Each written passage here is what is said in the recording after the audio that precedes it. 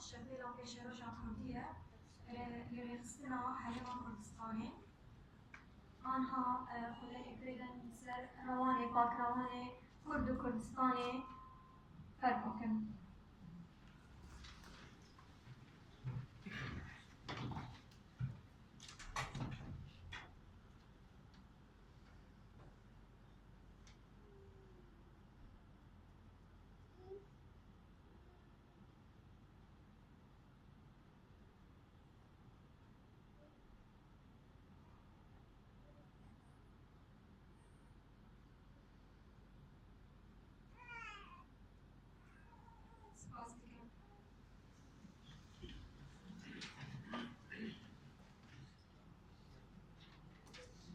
بنابرای خستنا حرم کردستانی ام خیرهاتنا برز ماموستا سیامن حاجا دیگن.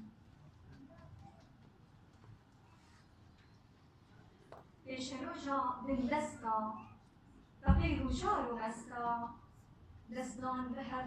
دستان هب براستی آزاد خواز و سربستا سازا ابینا کردی جیندا کووانو هستا. آنها گوتنا برز ماموستا سیامن حاجا سروک شپیلا پاشروشا کردی فرمو.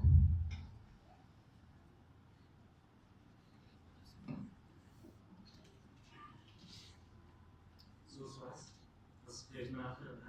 نه هموش کردیم از گرتی افلاشون گویی رو سنه ازاد هم بود که شبیران پیش روز یا کرد سوری کنفرانسی خوی چرمین دیدیم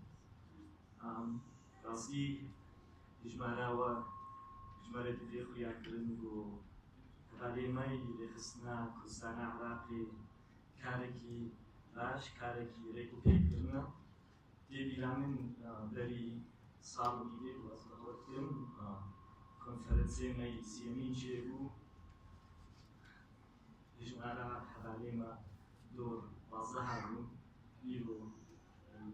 دیلی تنی که مای هشتی نوت کسایا دیوی اکریم کو